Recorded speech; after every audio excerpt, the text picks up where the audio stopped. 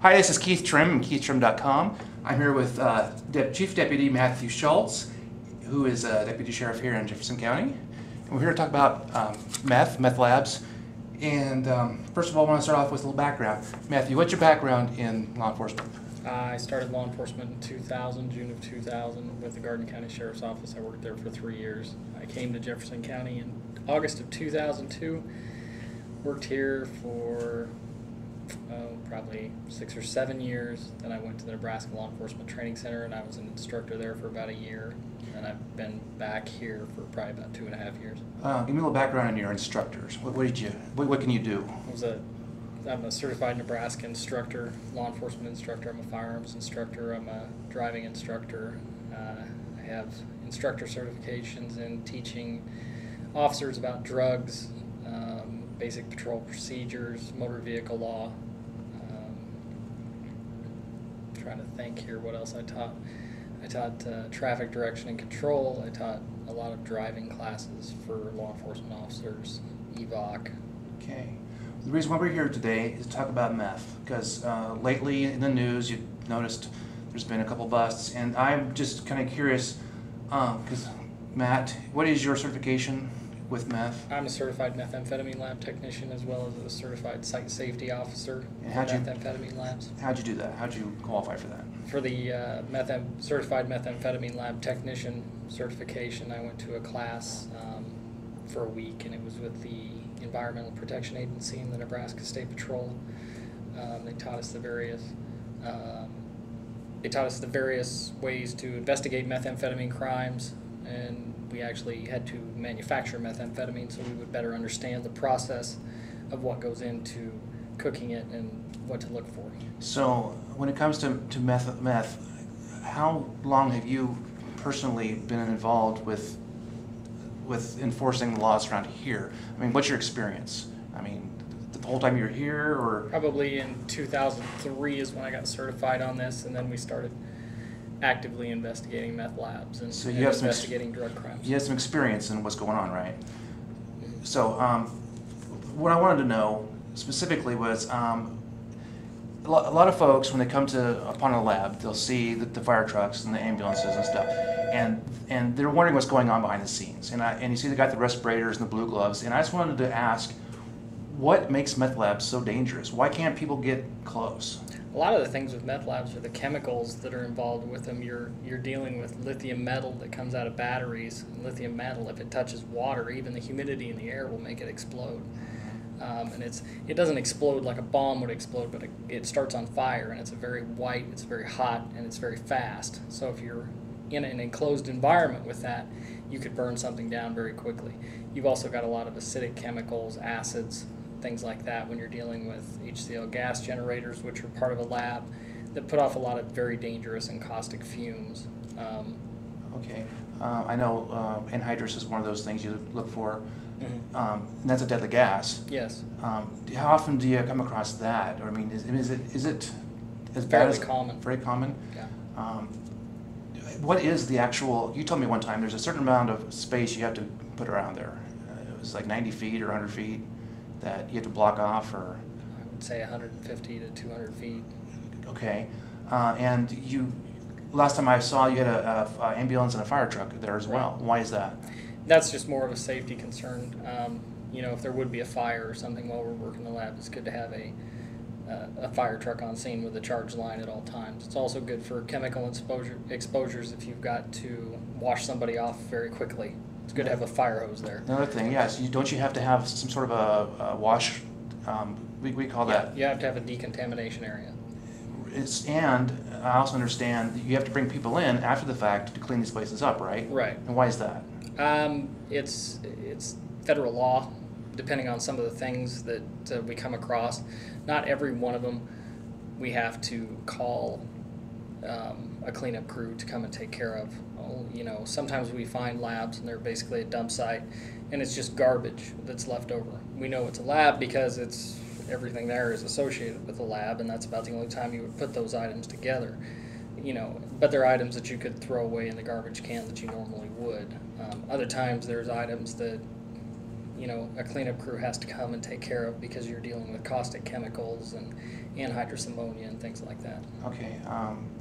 So as far as meth labs go, if you now we're talking about small time rural America here, but it seems pretty prevalent to me. I've seen 2 or 3 just in the last year. What do you look for if you think maybe something's going on around you in your neighborhood? You want to look for strange smells, the odor of cat urine, the odor of anhydrous ammonia, the odor of just very strange and strong chemical that maybe smells like an acid or something.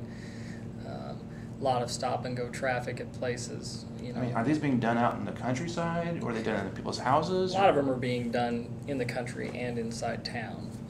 The thing about the most prevalent way to manufacture it around here is you can break it up. You can do one part out in the county, and then you can take what you get from that, and then you can bring it into town, and you can finish cooking it there. No, I know one of the main ingredients. I'm not going to tell you how to make a meth lab, but it's the pseudoephedrine. Pseudoephedrine, and I know it's really hard to get these days. Has that really put a damper on the meth production? It did for a while when they first enacted that Sudafed law that you have to sign your name and things like that. You saw a marked drop in meth labs and whatnot, but just like everything else, give them a few years and they figure out how to find it. I mean, is it black market? No, it's not black market. Is it in other, once again, I'm not trying to give anything away, but is it in other things? No, mostly it's in cold pill. I'm sure there are some other medical uses for it, you know, and people can get a hold of it. But most of the time it's just people buying cold pills. So how does meth compare to other crimes, drug crimes, such as marijuana, or, I mean, in the rural area? I mean, is it real prevalent? Is it a minor thing? Well, I'm sure there's people out there that can answer this question better than me. Law enforcement, I'm going to answer this question, and then somebody out who's not in law enforcement could probably answer it better From than your I could, perspective. because they tend to not tell me. Okay. You know, but I think it's pretty similar, if a little less. I think the most prevalent thing you see is prescription drugs and marijuana use, but methamphetamine is there. Prescription drugs. Let's talk about that. I just wrote an article about that. Did you read read the final article on that? I think I did. What in the world are these kids taking these prescription drugs for? I don't get it. They're easy to get. Who's getting high off of these pills? I mean, I don't understand the thought process behind this, because most of the pills you find in grandma's med cabinet have nothing to do with getting high. They have to do with high blood pressure and blood clots. I mean, do you do any education for the kids on this? I have not. No, I haven't personally, but I know that there is. It's the new hot thing, though? Yeah, it's been around for quite a while. It's just easy to get, especially with all the antidepressants out there and the pain pills and whatnot like that. Okay, just so you know, I'm a registered nurse. I know a lot about pharmacology and about medication, and none of these pills are going to make you high. I guarantee you that. So, have there been any pill parties around here? Have you seen it yourself, or is this just statewide? You know, you can buy these pills for people. People get prescriptions for them, and they sell them to people who want them. As far as pill parties and things like that, I don't. Are they looking for like the pain pills?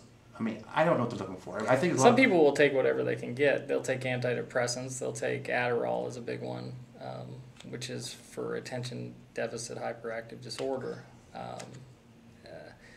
Oxycontin, hydrocodone, things like that. At least those are pain medications, but there's so many out there that have nothing to do with getting high. Some people don't really care what they get as long as it's a pill. They'll put it in their mouth. I've heard of people taking the patches they give to very advanced cancer patients, and they will put those patches on them just because they like the pain-killing effects that gives them. Okay. And that's a very, very strong narcotic. Okay, here's a PSA for you. If you see a bowl full of pills, don't take anything, because you may end up bleeding through your nose, your eyeballs, and die. It's very possible. Back to the other thing, though, with the meth labs. Because I show up to these things sometimes, and Matt will stand there and put his hands up and say, "Stand back, you can't come any closer." So I just wanted to know what's going on behind the scenes. Part of it is we're trying to maintain the integrity of the crime scene as well. There's some things that are associated with meth labs that some people in the general public probably wouldn't like to see. So we just try and keep people back a little ways for that. But for the main reason, it's for the safety of the public, because we don't know what we're going to get involved in. Just because we have a container of a fluid and we think it's something, that doesn't necessarily mean that it is. One thing somebody told me one time, he was a methamphetamine cook, and he said, I put battery acid in my methamphetamine because good methamphetamine burns when you take it. This way, whether it's good or bad, it's going to burn. You know, and some of these chemicals that a byproduct is nitroglycerin, which, you know, if somebody's got a Ball's jar of that and we open that and it, you know, makes it go off, that's going to explode with the tenacity of 10 sticks of dynamite. So do you bring somebody down to test this stuff? Or is that we test it. You have a sort of kit or something you can Yeah, test it? we know what to look for, and we take samples of it, and then we'll send it into the lab. Occasionally, I've noticed sometimes the state patrol comes down, but they don't have to, right? No, they don't have to. But you're very qualified to do that work. Yes. Mm-hmm. And one last question, we were talking before the tape went on. You're not just qualified to work in this county, but as just your certification goes, you can go anywhere in the state? I could go anywhere in the state. I could go out of the state and work a meth lab, take a meth lab apart. I wouldn't be able to handle the investigation or the law enforcement duties of it, but I could go and take one apart. Which consists of what? You cataloging what's in there? Cataloging what's in there, making it safe, taking samples of it. Okay. Bringing it out of wherever and putting it in a safe zone so the cleanup crew can come and get it. Okay. So one last thing, if someone would just suspect maybe they know what about the lab, what should they do? Call the Jefferson County Sheriff's Office or the Fairbury Police Department. Okay. Any advice for anybody out there who wants to start a lab? No, don't do it, because we will catch you. Might take me 2 years, but I'll catch you. All right. Thanks a lot, Matt. You bet.